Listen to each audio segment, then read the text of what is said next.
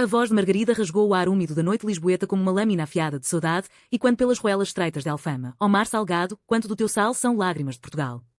As palavras de Amália Rodrigues, cantadas com uma intensidade que fazia tremer as paredes caiadas. Pararam o coração de Ana bem ali, no meio da multidão suada e ruidosa da tasca de fado. Ela havia vindo de Porto só para isso, uma noite impulsiva, um bilhete comprado no último minuto para fugir da rotina sufocante de aulas de literatura na universidade. Mas nada preparara para aquele momento. Os olhos de Margarida, negros como o Tejo ao entardecer, fixaram-se nos dela por um segundo eterno, como se o destino tivesse sussurrado um segredo proibido. E então, o copo de vinho tinto escorregou da mão de Ana, estilhaçando-se no chão de pedra, e o mundo inteiro pareceu ruir com ele. Porque, no silêncio que se seguiu, alguém na plateia murmurou alto o suficiente para ser ouvido, a fadista lésbica. Todos sabem, mas ninguém diz. O que da noite não era a música, era o escândalo que irrompeu como um trovão. Arrastando duas almas desconhecidas para o vórtice de uma confusão que mudaria tudo. As luzes amareladas das lâmpadas a óleo tremeluziam nas paredes adornadas com azulejos azuis e brancos, retratando cenas de marinheiros e sereias que pareciam observar o drama com olhos pintados de melancolia. A tasca o fado eterno, encravada numa viela onde o cheiro de sardinha assada se misturava ao perfume de jasmim das varandas, era o coração pulsante de Alfama naquela véspera de Santo António. Lisboa fervilhava, bandeiras de manjerico balançavam nas janelas, casais jovens dançavam ouvir ao som de concertinas distantes, e o ar carregava promessas de amores efêmeros sob o céu estrelado. Mas para Margarida, de 28 anos, aquela noite era apenas mais uma batalha contra as sombras que a perseguiam desde a infância em uma família de pescadores do Algarve, transplantada para a capital em busca de um sonho frágil, ser a voz da saudade que ecoava em seu peito como um sino rachado. Ela ajustou o jale preto sobre os ombros, sentindo o tecido áspero roçar a pele marcada por noites insones de composição. Seus cabelos castanhos, ondulados como as ondas do Atlântico, caíam soltos até a cintura, e seus lábios, pintados de vermelho escuro como o vinho de Douro, tremiam ligeiramente antes de soltar a nota final. O público, uma mistura de turistas de olhos curiosos e locais de rostos enrugados pela vida, aplaudiu com palmas ritmadas, como mandava a tradição do fado lisboeta. Mas Ana, sentada na terceira fila, uma mulher de 30 anos com óculos de armação fina e um casaco de lã cinza que gritava professor de Porto, sentiu um arrepio que não era do vento úmido subindo do rio. Seus olhos verdes, herdados de uma avó irlandesa que se perdera nas brumas do Minho, capturaram o brilho úmido nos de Margarida. Era como se a canção tivesse sido escrita para ela, para a solidão que Ana carregava desde o divórcio recente, um casamento arranjado pela família católica que durara menos que um verão em Cascais. Ana havia chegado a Lisboa 2 dias antes, convidada por uma prima distante para o casamento de um tio em Belém, um evento social que prometia ser o ápice da temporada, com mesas carregadas de pastéis de nata e bacalhau à brás e danças até o amanhecer. Mas o destino, caprichoso como o fado, havia conspirado para que ela se desviasse do roteiro familiar. Vem ouvir um fado de verdade, prima, dissera a guia turística no trem, e Ana, rebelde em segredo contra a rigidez portuense, cedera. Agora, ali, com os cacos de vidro aos pés e um murmúrio venenoso, e quando ela viu o rosto de Margarida empalidecer. A fadista desceu do pequeno palco de madeira, os saltos batendo como um coração acelerado, e dirigiu-se à saída dos fundos, ignorando o guitarrista que a chamava. Ana, impulsionada por um instinto que nem ela compreendia, seguiu-a. A ruela lá fora era um labirinto de sombras, iluminada apenas por uma lua crescente que filtrava através das nuvens.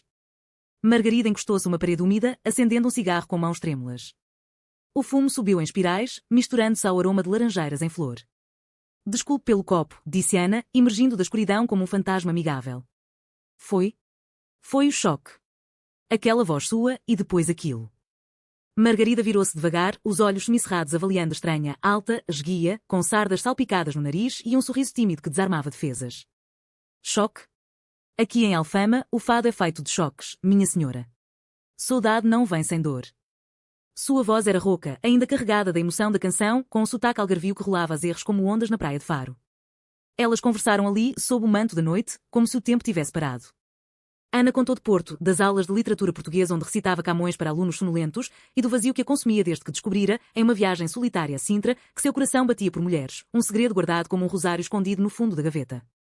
Margarida riu, um som baixo e amargo. Eu canto para esquecer o meu. Minha mãe, viúva de um pescador engolido pelo mar, acha que o fado me curará da doença. Mas é o fado que me mantém viva. Elas trocaram nomes, Ana, como a rainha de fado esquecida, Margarida, flor tenaz das colinas do sul. Quando o sino da sede de Lisboa badalou meia-noite, Ana hesitou, o casamento amanhã. Mas talvez possamos nos ver depois? Para um café no Chiado? Margarida assentiu, um brilho novo nos olhos. Por que não? A confusão já começou. No dia seguinte, o sol de junho banhava Belém em ouro líquido e o mosteiro dos Jerónimos erguia-se como um guardião silencioso sobre a festa. Mesas cobertas de toalhas brancas tremulavam ao vento do Tejo, carregadas de travesseiros de amêijoas e queijos de azeitão. A família de Ana, com seus ternos engomados e vestidos floridos, ria alto, brindando a união do tio com uma noiva de Coimbra. Mas Ana, sentada ao canto, via tudo através de uma névoa. Seu telefone vibrou, uma mensagem de um número desconhecido, encontro no Café à Brasileira, 3 da tarde. Traga sua confusão. O coração dela acelerou, um ritmo que rivalizava com as mornas das Ilhas Açores. Enquanto isso, em Alfama, Margarida ensaiava em sua casinha apertada, paredes forradas de discos de vinil de Maria João Pires e fotos amareladas de avós em trajes de festa. Sua melhor amiga, Joana, uma costureira de 35 anos com tatuagens de âncoras nos braços, a alertava: cuidado, Marga. Aquela portuense parece saída de um romance de essa, mas o mundo ainda morde quem ama errado. Margarida sorriu, mas por dentro. O medo serpenteava, e se o murmúrio da noite anterior se espalhasse como fogo em palha seca? Lisboa, com sua fachada de tolerância pós-2010, ainda abrigava bolsões de conservadorismo, onde o padre da paróquia pregava contra os pecados da carne e as tias fofoqueiras vigiavam como falcões. O encontro no Chiado foi como um verso solto de poesia, o café lotado de intelectuais e turistas, o aroma de expresso misturado ao perfume de livros velhos da livraria Bertrand vizinha. Ana chegou primeiro, nervosa, folheando um exemplar dos Maias para disfarçar. Margarida apareceu como um vendaval, com um vestido florido que evocava os campos de Monsanto e um colar de conchas do Algarve. Elas falaram horas, rindo de anedotas, Ana sobre a hipocrisia das aulas de moral católica, Margarida sobre as noites em que cantava para almas perdidas nos bares de Bairro Alto. Sabe, Ana, o fado não é só tristeza. É a beleza daquilo que dói, mas persiste. Seus dedos roçaram ao passar o açucareiro e o toque foi elétrico, um segredo compartilhado sem palavras. Mas a confusão espreitava. Enquanto caminhavam pelo Rocio, de braços dados como amigas casuais, um flash de celular as cegou. Um primo de Ana, bêbado da festa da véspera, postar uma foto no Instagram à solteirona de Porto em Lisboa, caçando aventuras? E agora? Mensagens choviam no grupo familiar. Quem é essa mulher da Alfama? Cuidado com as boêmias, mana. Ana sentiu o estômago revirar. A traição sutil começava, tecida nas teias invisíveis da sociedade portuguesa, onde o amor fora do molde ainda era sussurrado como pecado. Os dias seguintes foram um redemoinho de encontros clandestinos e sussurros crescentes. Margarida levou Ana para os miradouros de Lisboa, o da Senhora do Monte, onde o sol poente tingia o tejo de laranja, e elas sentavam no banco de pedra, compartilhando pastéis de Belém ainda quentes, roubados de uma confeitaria próxima. Aqui, o mundo parece pequeno, murmurava Margarida, encostando a cabeça no ombro de Ana, sentindo o calor da pele através da blusa de linho. Ana, pela primeira vez em anos, sentia-se vista, não como a filha obediente de uma família de advogados portuenses, mas como uma mulher cujos desejos ecoavam a paixão proibida de personagens como as de Sofia de Melbrenner. Elas exploravam a cidade como amantes em fuga, passeios pelo Lisboa Factory, onde grafites coloridos narravam histórias de resistência, e tardes no oceanário, admirando peixes que nadavam livres enquanto elas trocavam olhares carregados de promessas. Margarida cantava trechos de fado para Ana em voz baixa, Estranha Forma de Vida, de Amália, com sua melodia que falava de amores impossíveis, e Ana respondia com versos de Fernando Pessoa, recitados com a cadência do norte, Tenho em mim todos os sonhos do mundo. O romance florescia devagar. Como um azulejo sendo pintado à mão, cheio de detalhes delicados, um beijo roubado atrás de uma porta de moraria, mãos entrelaçadas durante uma procissão de Corpus Christi, onde o cheiro de incenso se misturava ao de rosas. Mas o evento social que unira seus caminhos agora conspirava para separá-las. O casamento do tio de Ana estendia-se em uma semana de comemorações, almoços em Sintra com queijos e vinhos verdes, noites de fado em casas privadas onde fadistas amadores tentavam emular os grandes. Ana era forçada a comparecer, arrastada pela mãe, uma senhora de cabelos grisalhos e rosário no pulso, que cochichava: Encontra um bom rapaz, filha. Lisboa corrompe as almas puras. Durante um desses jantares, em uma quinta com vista para o Palácio da Pena, Ana avistou Margarida ao longe, convidada para cantar, ironicamente, pela noiva, que a admirava como a voz da verdadeira Portugal. Seus olhos se encontraram através da mesa, um fio invisível de tensão e desejo. A apresentação de Margarida foi hipnótica. Vestida de preto, com um lenço de renda herdado da avó, ela cantou aí Moraria, evocando as ruas onde o fado nascera de amores marginalizados. Ana, sentada entre tios e primos, sentiu lágrimas quentes escorrerem, não pela letra, mas pela dor de vê-la tão perto e tão distante. Após o aplauso, Margarida aproximou-se disfarçadamente, sussurrando: Espero-me no jardim, atrás da estátua do cisne. Lá, sob a luz prateada da lua, elas se abraçaram pela primeira vez de verdade, os corpos moldando como peças de um puzzle antigo. Eu te amo, Ana. Como o mar ama a costa, mesmo nas tempestades. O beijo foi suave, salgado de lágrimas, um juramento silencioso contra o mundo. No entanto, a traição veio disfarçada de preocupação. Joana, amiga leal mas ciumenta, que nutria um amor não correspondido por Margarida desde os dias de escola em Faro, viu a cena do jardim e, ferida, mandou uma mensagem anónima para o grupo familiar de Ana. Sua prima está se envolvendo com a fadista errada. Alfama esconde vícios. As palavras se espalharam como fumaça de um cachimbo em uma taberna. A mãe de Ana confrontou-a no café da manhã seguinte, com voz trêmula. É verdade? Essa mulher. Ela é uma delas? Deus me livre, Ana, volte para Porto antes que nos desonre. Ana negou, o coração partido em dois, mas o dano estava feito. O conflito interno a consumia lealdade à família, com suas tradições de missas dominicais e jantares de bacalhau, contra o fogo novo que ardia por Margarida. Enquanto isso, Margarida enfrentava sua própria tormenta.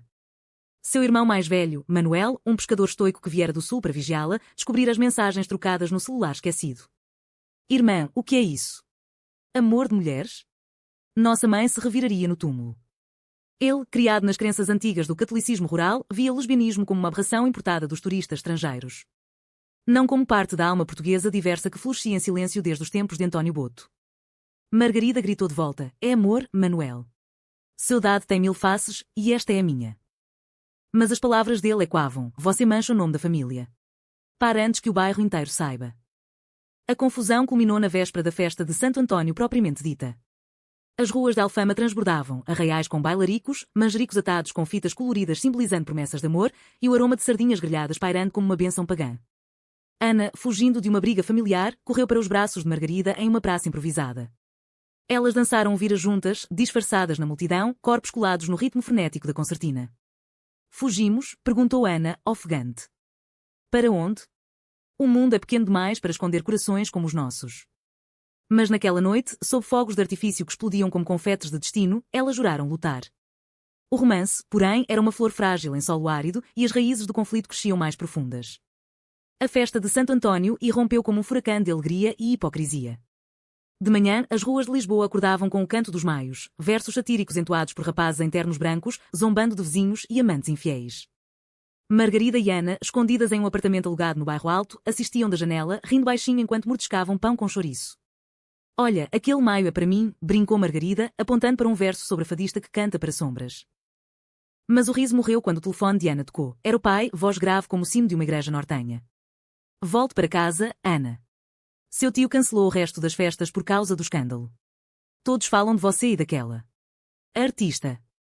O peso da família caiu sobre Ana como uma onda do Tejo em maré alta.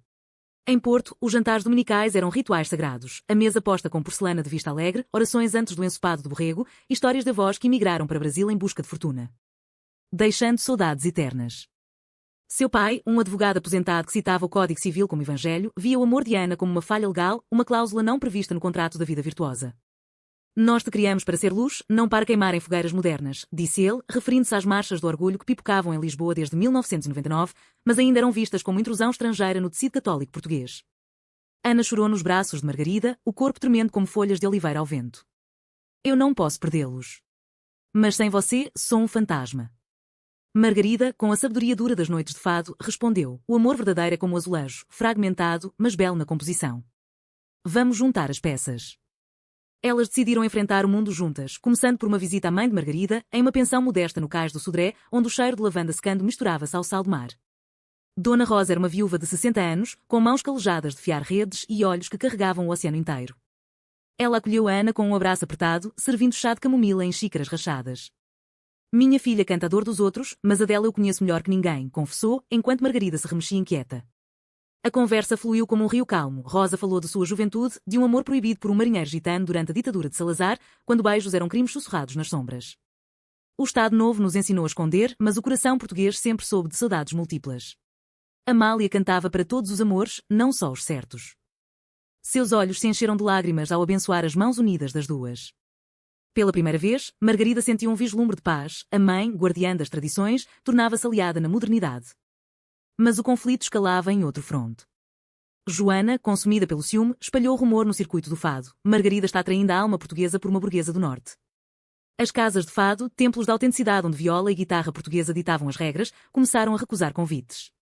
Um produtor influente, homem de bigode grisalho e gravata de seda, cancelou um show no clube de fado. Sua voz é ouro, mas sua vida escandaliza os turistas que pagam para ouvir tradição, não revolução. Margarida, ferida, confrontou Joana em uma taberna enfumaçada de Madragoa. Porquê? Eu te amava como irmã. Joana, voz embargada, porque você me deixou para trás, Marga. Esse amor novo me faz invisível. A traição era amarga, tecida de dor não dita, e Margarida perdoou, mas o corte sangrava. Ana, por sua vez, via o trabalho em Porto ameaçado. Colegas enviavam e-mails gelados, questionando sua estabilidade emocional após fotos vazadas de mãos dadas no Rossio. Ela pediu uma licença, mudando-se temporariamente para Lisboa, alugando um quarto em Alfama com vista para o castelo de São Jorge.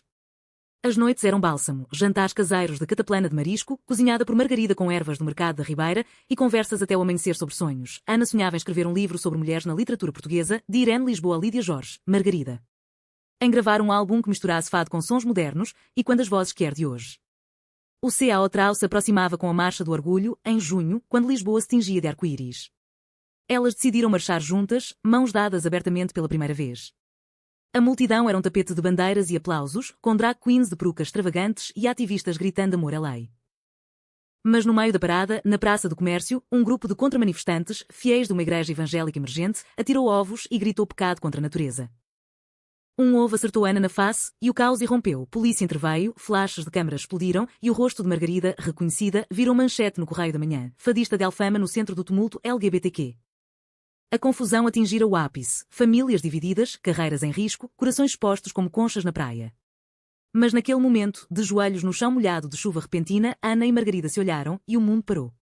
Juntas, nós somos o fado, dor e redenção, sussurrou Margarida. A paz começava a brotar das cinzas.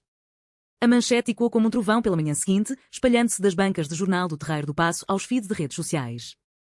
Escândalo no Orgulho, a voz de Alfama e a professora rebelde berrava o título, com fotos granuladas das duas abraçadas em meio ao tumulto. Ana, por outro lado, enfrentava o exílio familiar. Seu pai cortou o contato, enviando apenas um e-mail frio: você escolheu seu caminho. Não volte até se arrepender. A mãe, dividida entre fé e instinto maternal, mandou uma carta manuscrita, com caligrafia trêmula. Lembro-me de sua avó, que amava uma costureira em Guimarães nos anos 50. Ela escondeu, sofreu. Não deixe que o medo vença você, minha flor. A traição de Joana, porém, deixava uma ferida aberta. Margarida confrontou novamente, desta vez em um café à beira-rio em Alcântara, onde o bulício de estaleiros abafava as vozes. Você me traiu por amor não dito. Mas o ciúme é um fado ruim, Joana. Ele consome sem curar. Joana, olhos vermelhos, confessou: eu também desde que dividíamos camas em internato, sonhando com o mar. Ver você com ela. Foi como perder o Algarve para o turismo. Elas choraram juntas, e no perdão, uma amizade renasceu, frágil, mas autêntica. Joana prometeu ajudar, costuraria fantasias para um show de fado que Margarida planejava, misturando tradições com vozes modernas. O romance de Margarida e Ana aprofundava-se nas camadas da alma portuguesa. Elas viajaram para o Alentejo, terra de Margarida por laços distantes, onde vinhedos se estendiam como tapetes vermelhos e o céu era um manto infinito. Em Évora, visitaram o templo romano ao luar, sentando-se nos degraus de mármore para falar de futuro. Quero um álbum chamado Saudade Dupla, disse Margarida, traçando círculos na palma da mão de Ana. Canções para nós, para todas as que se escondem. Ana, inspirada, começou a rascunhar capítulos de um romance, Duas Mulheres no Tejo, entrelaçando fado com narrativas lésbicas de autoras como Maria Isabel Barreno, da geração pós-25 de Abril.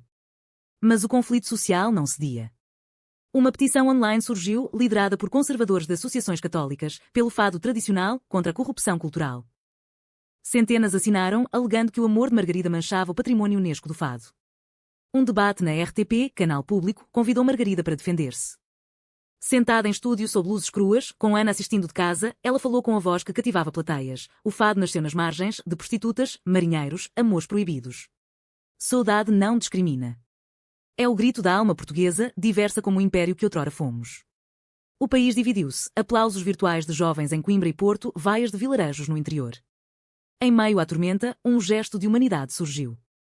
Uma fadista lendária, de 70 anos, neta de imigrantes em Moçambique, convidou Margarida para um dueto em uma casa de fado respeitada. Eu cantei para o meu amor, uma dançarina africana, nos anos 70. O fado guarda segredos como o vinho guarda uvas.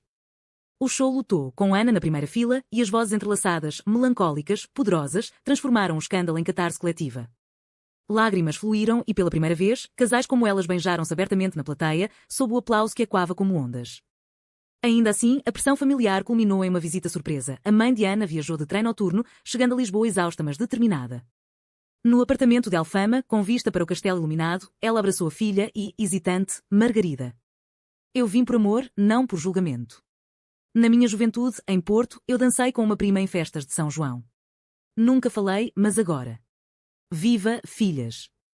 O perdão familiar era parcial, o pai demoraria, mas era um passo, um verso de reconciliação em um poema longo. O outono chegou a Lisboa como um suspiro suave, tingindo as folhas das árvores do Jardim da Estrela de tons avermelhados, e quando o vinho tinto que Margarida e Ana compartilhavam em noites tranquilas.